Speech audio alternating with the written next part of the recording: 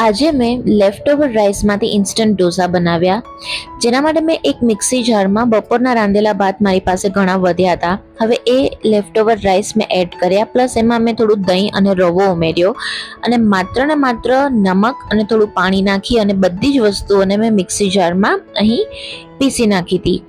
હવે આ બધી જ વસ્તુઓ પ્રોપર પીસાઈ જાય એટલે આપણે એને પ્રોપર કન્સિસ્ટન્સી ઢોસો ઉતરી શકે એવી રાખવાની છે.